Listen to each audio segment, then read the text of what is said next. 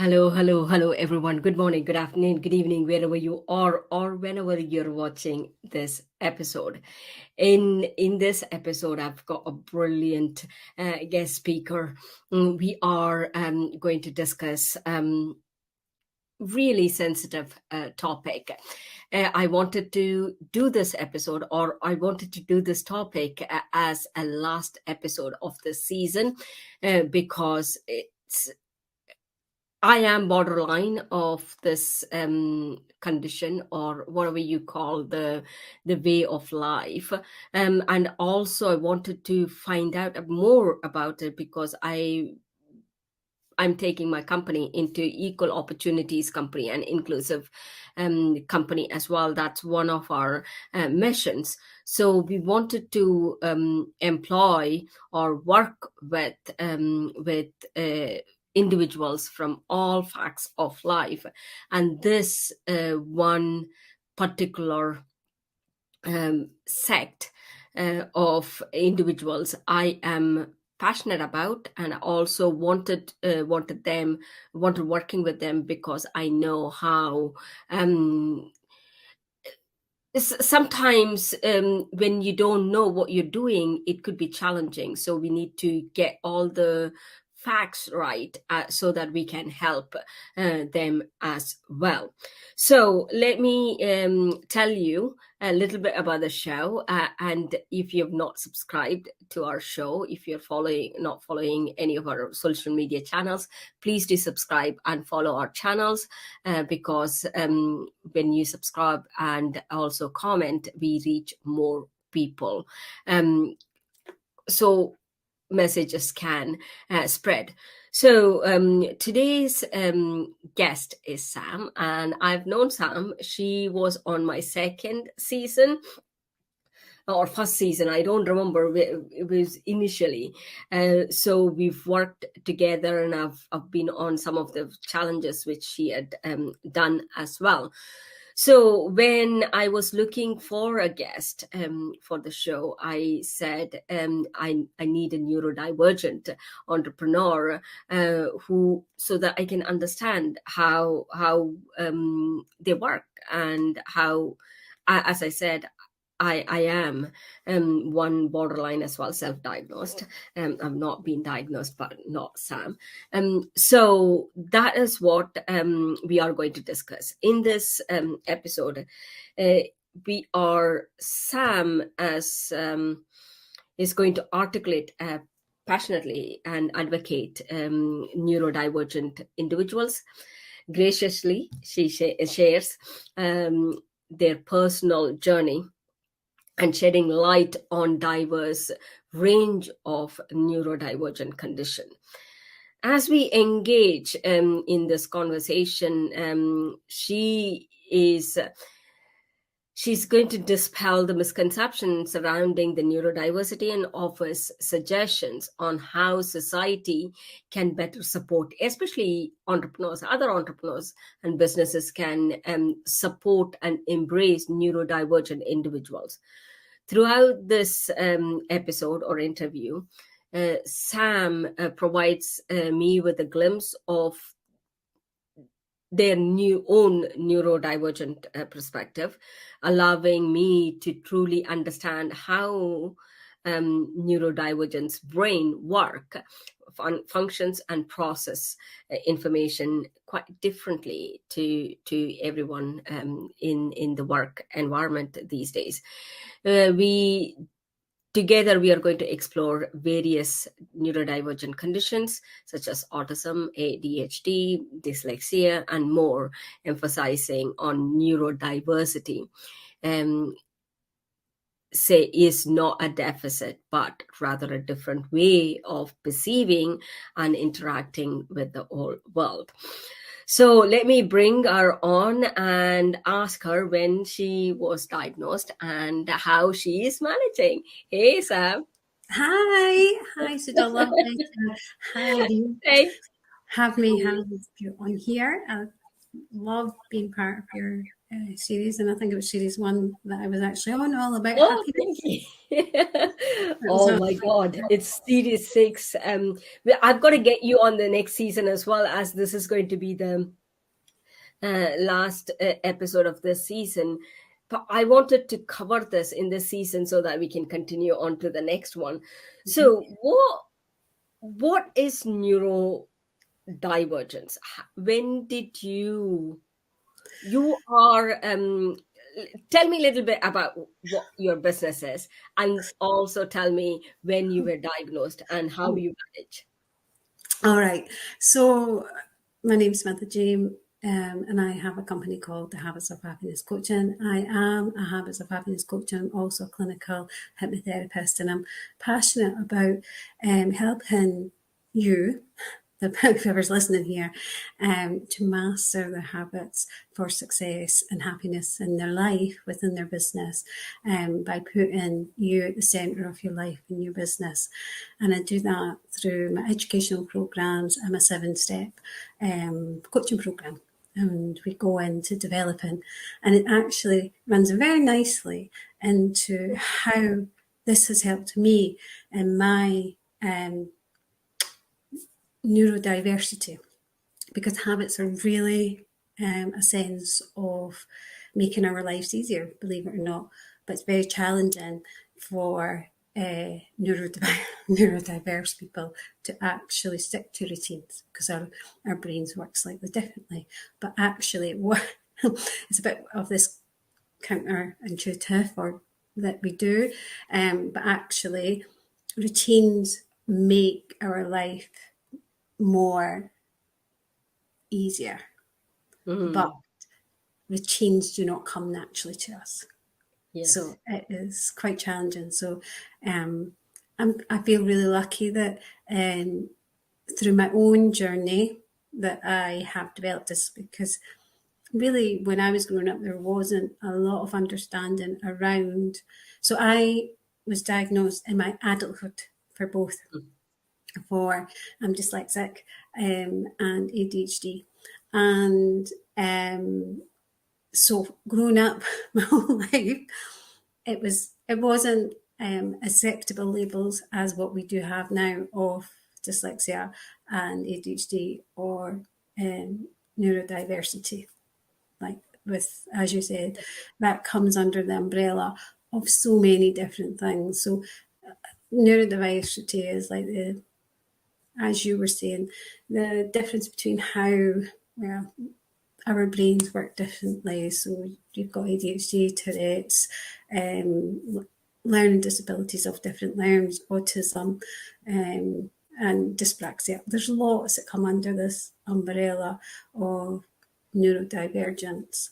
And it's strange because I never really heard of it previously, to be honest, but over the last little while, and especially being an entrepreneur, being in the entrepreneur world, so many more people are being open around having ADHD and other neurodivergent. Yeah, that's one thing which I find it, and really sorry to interrupt you there. No, it's okay. I know That is one of the things. What did he say? I say that is one of the traits of ADHD. Is that we need to speak, and it's very hard to listen. We tend to talk over each other, and I will tell you around that, and it's quite. Please. Most people think we're rude, and some people think, and I'll talk about that around. Yeah, let me you finish can understand my thought people. process there. That's one of the reason I am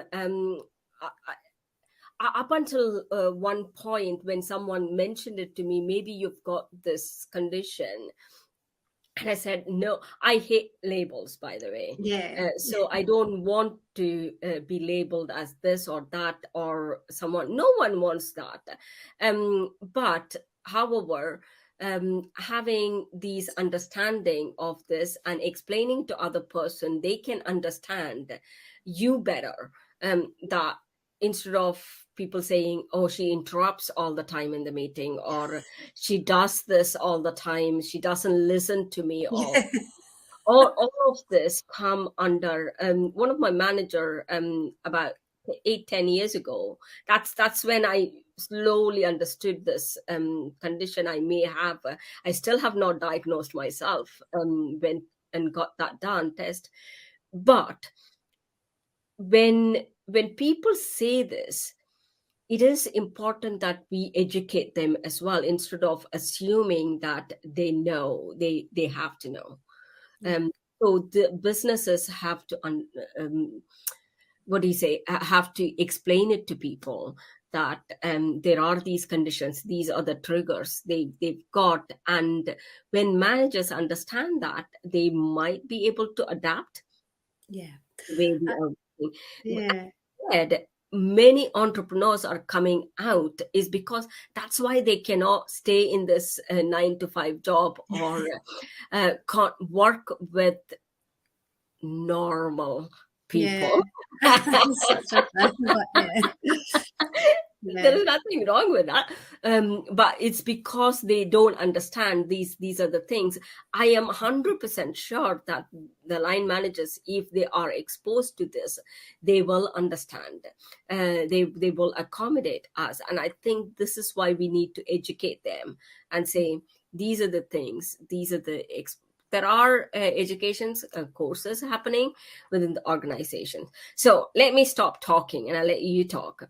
So tell me, what are the triggers? What do you think may happen if there are neurodivergence, or what should we be thinking about? So I think what happens is that we're all individuals, and so and each section is different.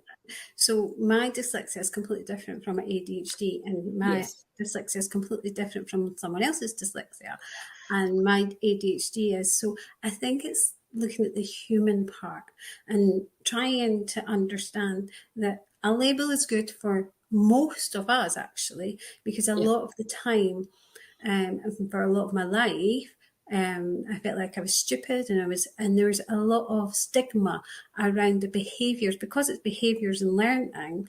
Hmm. It's stigma that we get, and it's not it is not in our capacity until we have the abilities or tools to be able to then train the brain. And some people, actually, there's nothing they can do around retraining. There isn't anything apart from added tools. So some with Hmm. dyslexic need colour too, because the way that they see the writing on a screen or on a piece of Yeah. paper, it's all over the place. So they need overlays.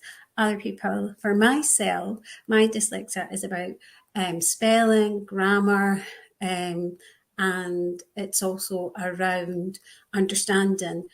And it's quite interesting because in dyslexia and also ADHD, there's parts of the brain that are not connected. So with dyslexia, we have spatial awareness.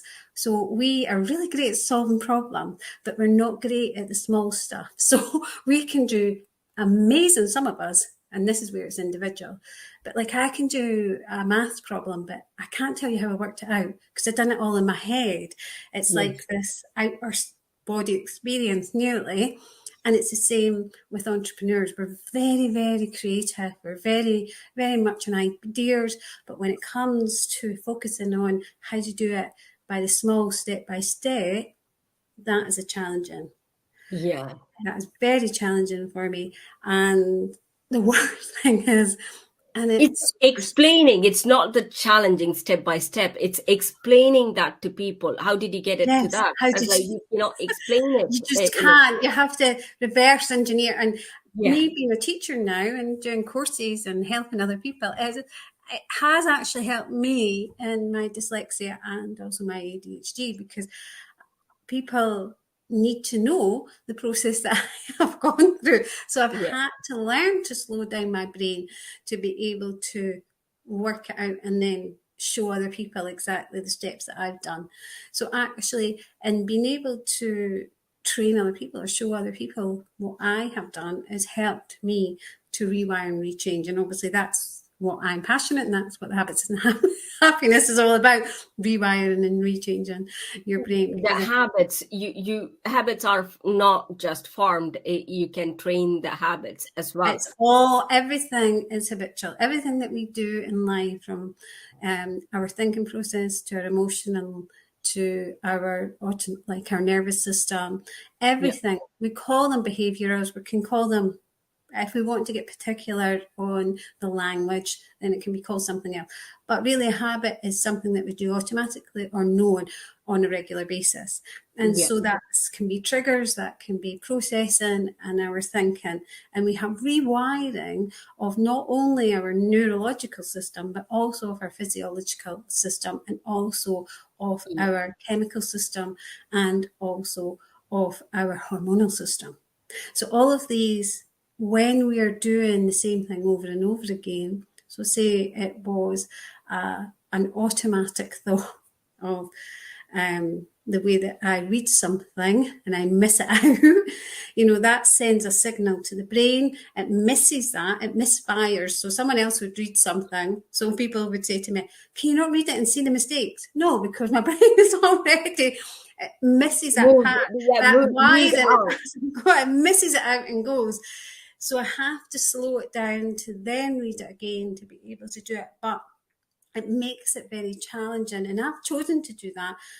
But in an environment, actually, I don't know whether people really should have to.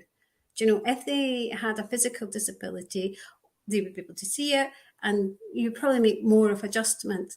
Because we are, you can't actually see, and it's very, very new, it can be very misunderstood around I was called lazy because I couldn't quite get to the academic standard as what they wanted in high school. But since then, I'm not lazy and I'm not stupid, because, as you can tell, I know quite a lot about lots of different things.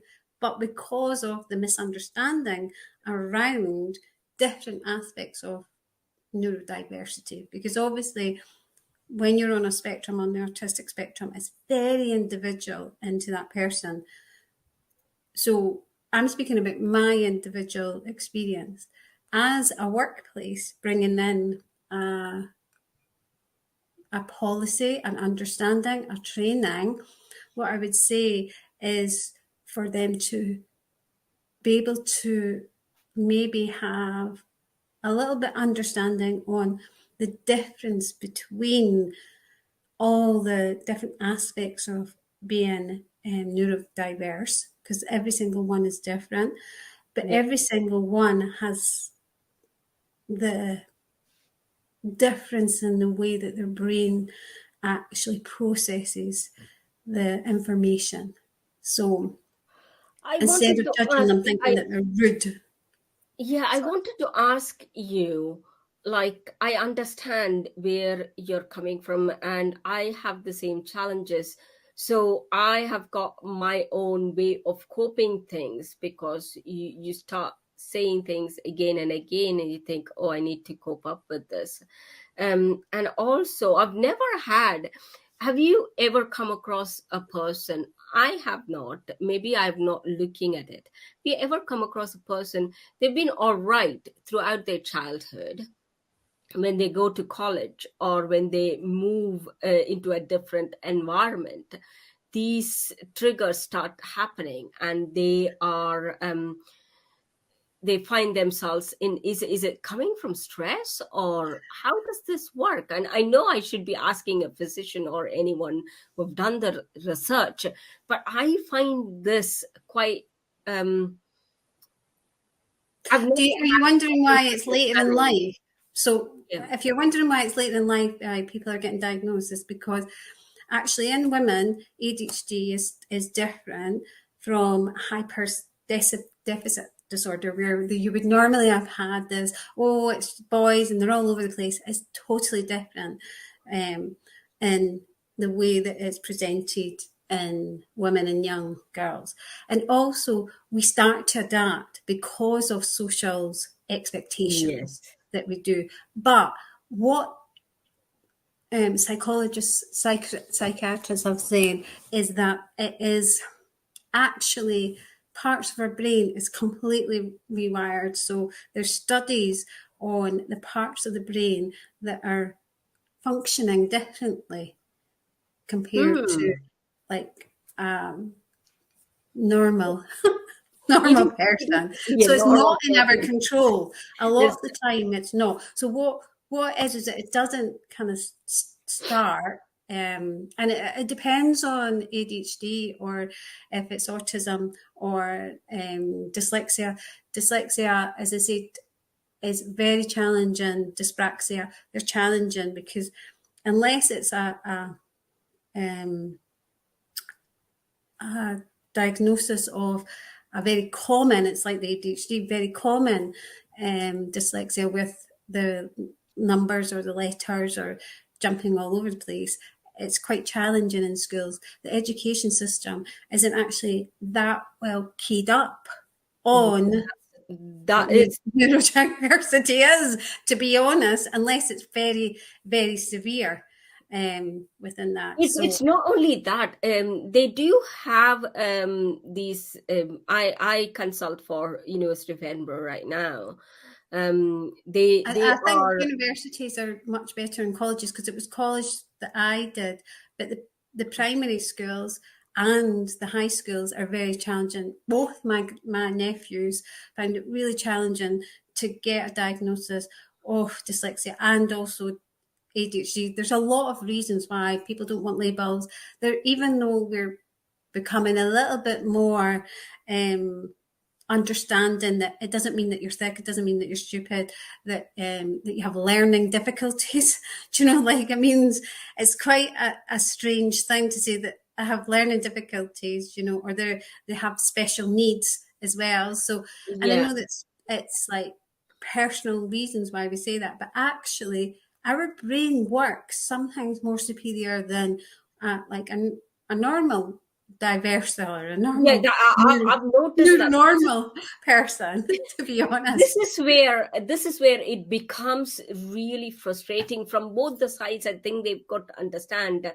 I have been brought up, even though there is no diagnosis. I'm from India, and I've been brought up doing meditation, doing breathing exercises, and yoga, and all of that. From the age of 3 or 4, even younger, my grandma used to wake us up 4 o'clock in the morning and ask us to do all of this.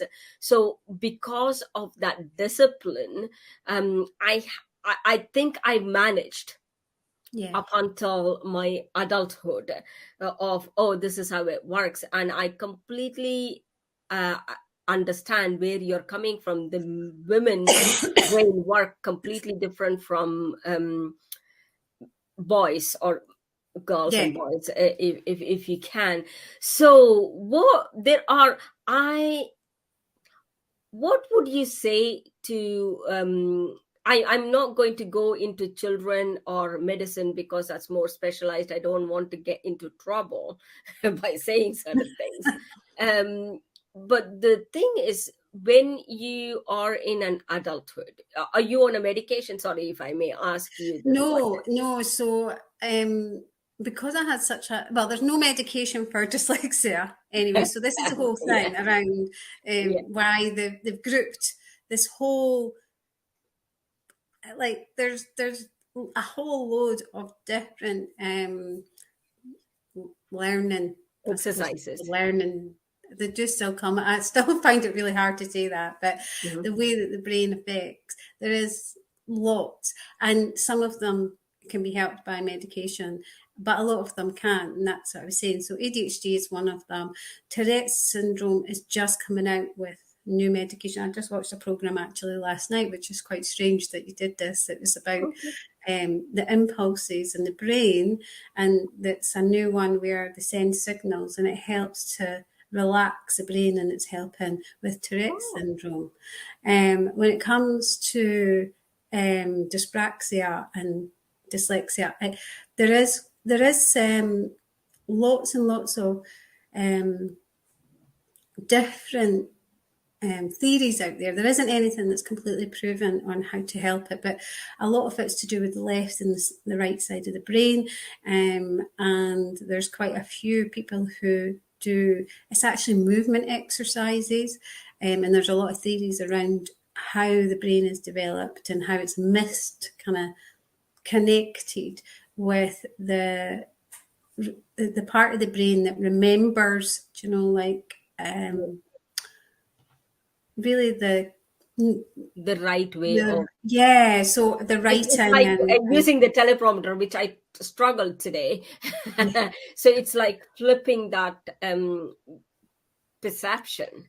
So you can get it correct. Okay. So when you normally learn like writing or even I don't have dyspraxia, that's spatial awareness, or I can't remember what the other one is with number. I don't have that, but it's still similar.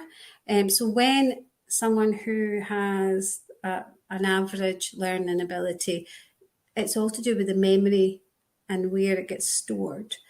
And ours doesn't actually get stored in the right place. It actually misses it out, and it ends up becoming this loop that gets missed out within it.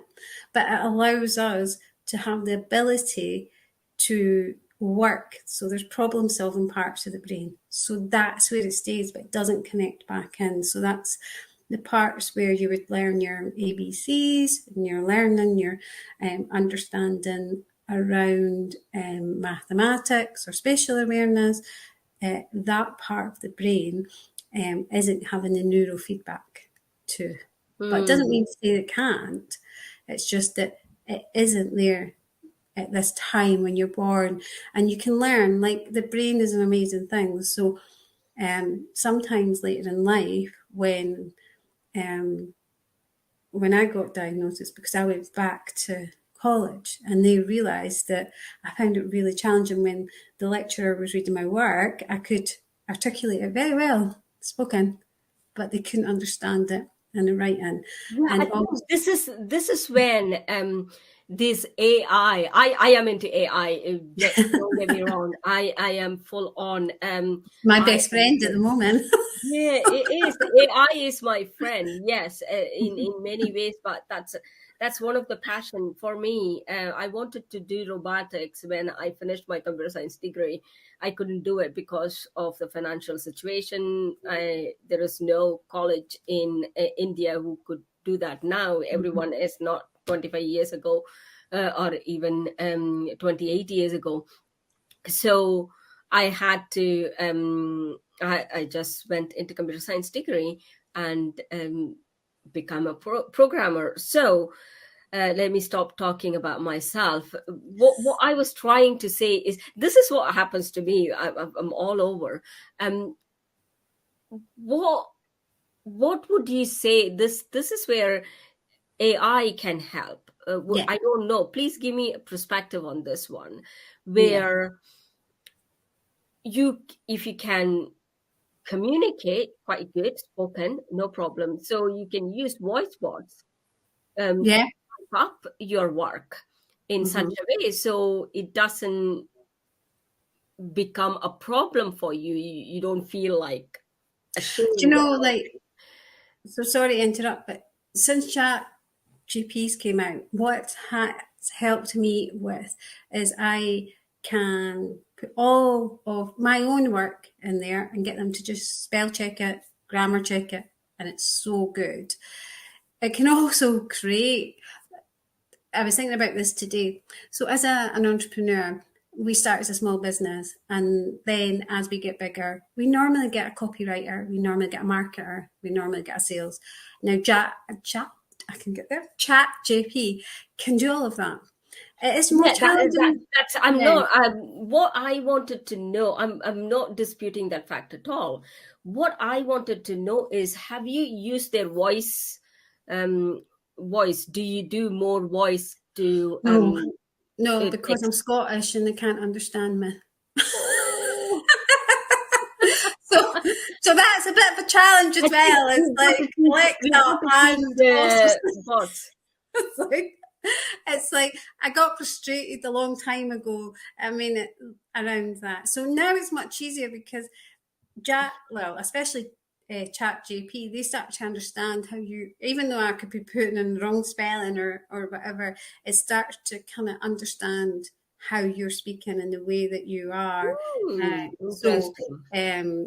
it's really interesting, and it's been really really helpful for me to take a lot of the stress away from when I first started 6 years ago on social media. Like, it would take me ages to make a post because I would spell it wrong, and I was very very insecure about myself back then. Yeah, that's where is a problem arises. Like, people are going to make fun of you, or people are going to Yeah, question you. yeah, Why do you not? Why are you being so stupid? Can you not yeah, read it? yeah, Your classmates are doing it right, or your brother is doing it right, your sister is doing, your friend is yeah. doing right. So that's the pressure. I think when that pressure comes, you're making more mistakes again. You do, and yeah, and even if you read it, you can't see it. Like my mum, Yeah. my sister, my dad, and my husband, even my kids at the time, they get they did get frustrated with me. They kind of understand now, like, why don't you read it? Can you not see that you're missing like a lot of the things that my brain works lots faster, so it misses out the connecting words, and also Yeah. I write backwards. So I should have been born in the like the Elizabethan time. Thou shalt will not. It's like, and I can't see it because my brain doesn't recognise it's wrong. I Yeah, can I now. do backwards as well. I do think backwards. Yeah, Like, this everything is that the I do is end. kind of backwards, kind of backwards, very much backwards. And yeah, I think that when it comes to what makes it worse, and I know that we're kind of going off, but I know that you had wanted to touch on to that as well. Like, we talked about Chat GP and how it can help. And what has helped is reduce my stress, because stress heightens our Angst. fight or Yeah. flight. And when our fight or flight goes in, it means that our brain works even Condition faster. heightens. Yeah. Yeah, and our cognitive thinking, which is the frontal cortex part, it ends up being disconnected completely. Yeah. And so we actually go back to whatever habitual pattern it was. So even though that you have done lots of meditation or whatever else, if Yeah. we are in a heightened state of stress, to go into survival mode for your body to help you, it will go into whatever the pattern is, and to keep you safe, and that will be whatever has been the fastest way for you to work and most Yeah, natural. that's what I noticed as well. These are the things I think people has to understand. We cannot always be in the state of calmness.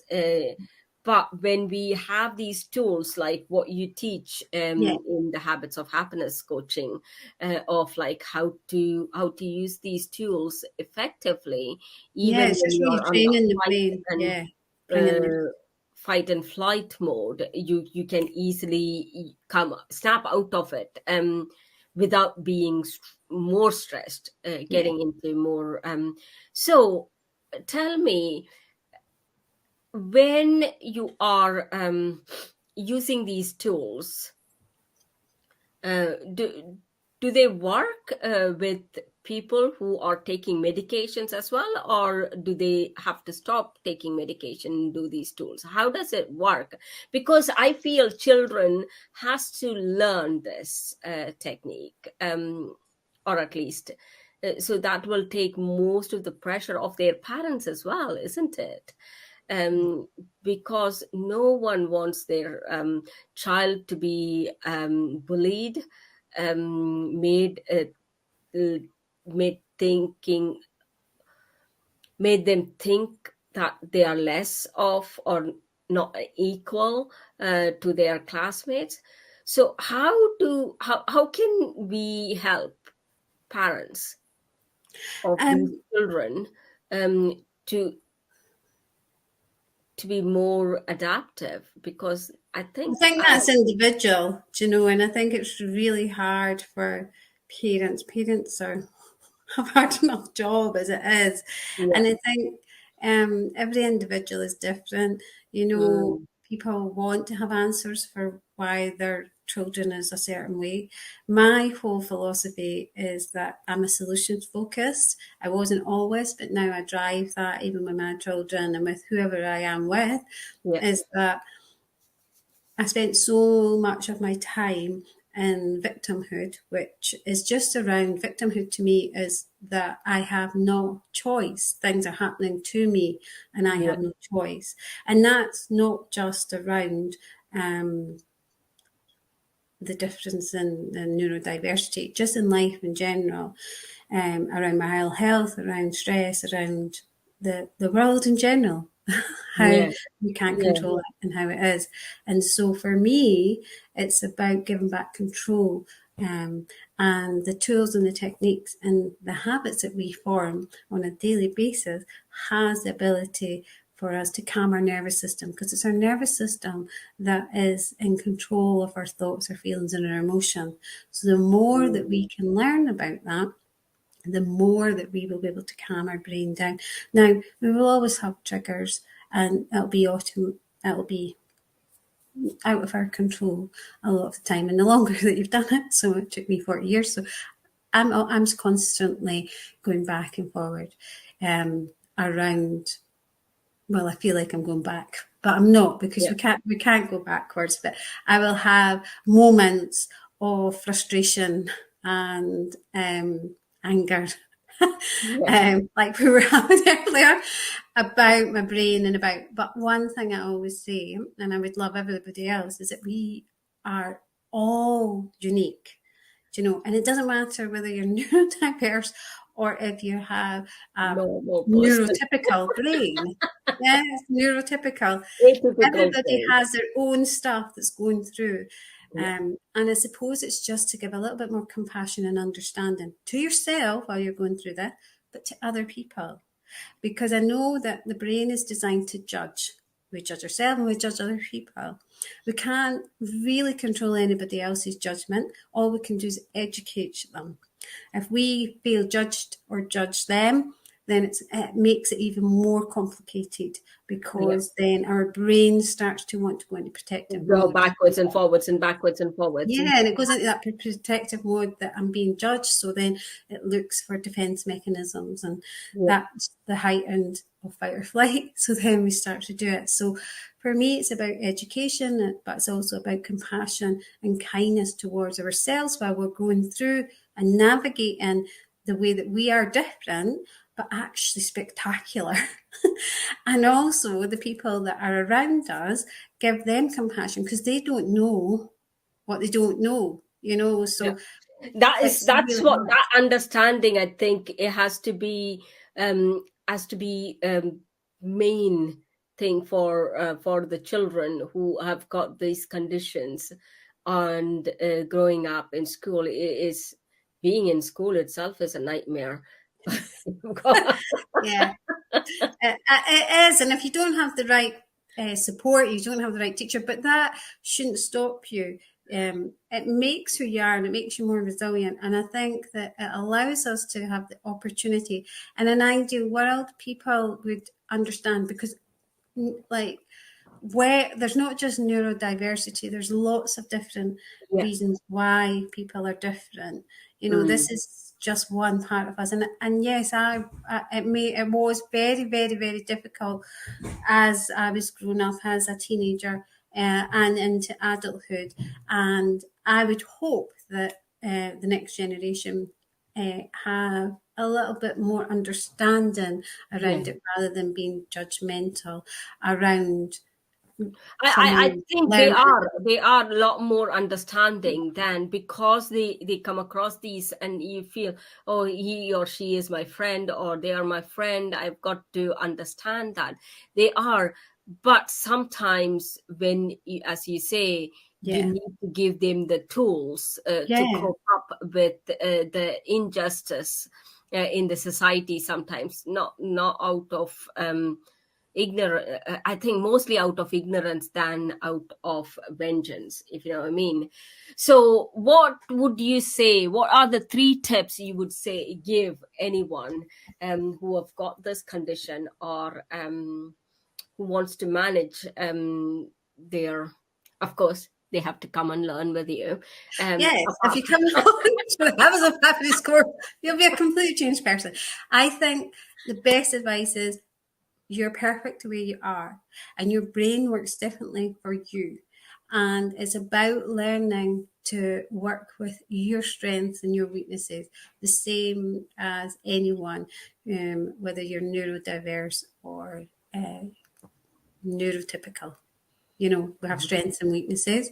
Yeah. And it's just that only in the last probably year, 2 years, don't know when the research started, so much more research around how much neurodiverse people have, how their brain works, and how it actually can solve so many problems. Evidence is, you look at how many people are on the spectrum who have made amazing discoveries, and not only entrepreneurs. I think Einstein was on the spectrum, they found that out. I mean, our brains just work differently. I think if you're neurodiverse, I think it's a gift for you. Yeah, it is a gift. I think everyone has got their own gift, but neurodiversity or neurodiverse condition is a gift in many ways, because your brain. And it's just learning about who that is, and it's like everything, you know, like I specialize in anxiety because I suffer from anxiety. And it's like anything, the more that you learn about something, the more you're able to control it. And so the most fear comes from the unknown. And that's the unknown from outside yourself, but even the unknown inside yourself. You know what it's like if you can end up going Google if you've got this heart rate, and you're like, oh, suddenly I'm going to have a heart attack. Do you know?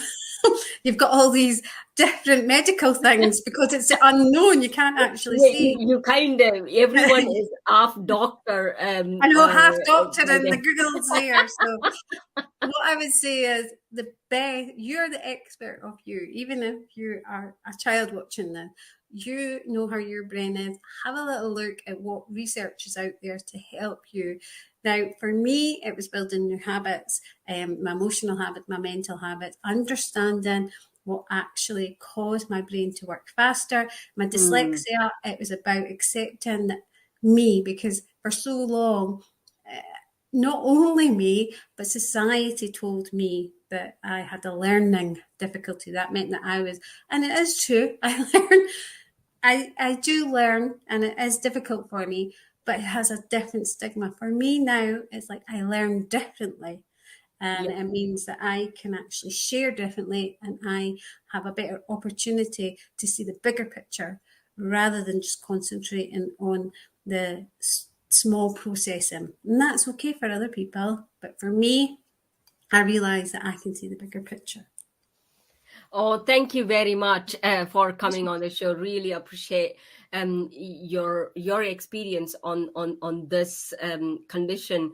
It is not easy, but it is manageable once you understand what I think awareness creates the expertise of how to.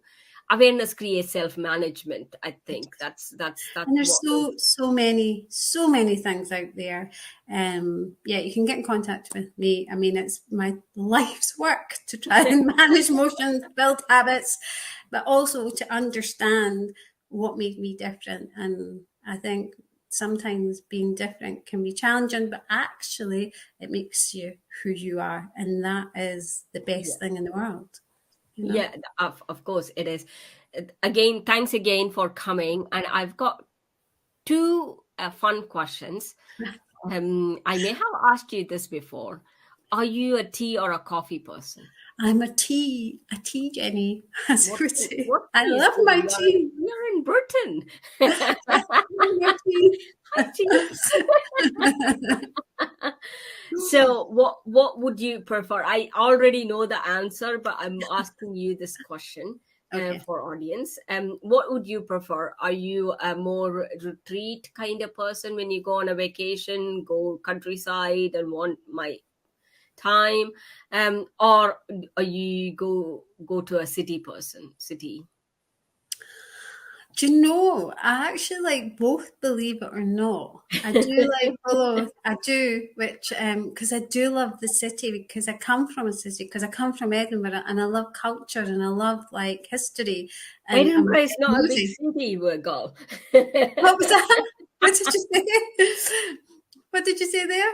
Edinburgh is not a big city. I love Edinburgh, actually. That's the size of it makes it I not know it's possible really, for me to you can explore. get around it. It's really great. But yeah, I mean, I've been to Paris, I've been to Rome. I do like, but then I do love going out to retreats, and I love nature, and yeah, I love being away and away from the city, Oh, yeah, that's true. and being in nature. Yeah. So I would go for that as well. Thank you very much. And I will put all your details in the description below so people can contact you wonderful. on wherever you are, Facebook, Instagram, and Instagram. LinkedIn I'm as not on well. YouTube yet, or like I am You're not kind of on on YouTube. LinkedIn, but I'm not very big on LinkedIn. But yes. Yeah, I think LinkedIn, you've got to get on the LinkedIn, because those executives, they need to know Yeah, about that's this, instead of they are the ones who carry it wrong. I have yeah. a problem. I'm working what is it. So anyway, let me not get me on that again. Thank you very much for joining us, and I will see you in the next episode. Hello, thank you all for listening. Hope that's all for this episode, and that's all for the season 6. However, please do enjoy our other episodes, and also share it with your friends and family, or anyone who is interested in these subjects. Mostly I bring in experts to understand what their stories are, and how you can use their experiences and move forward faster, and achieve faster as well.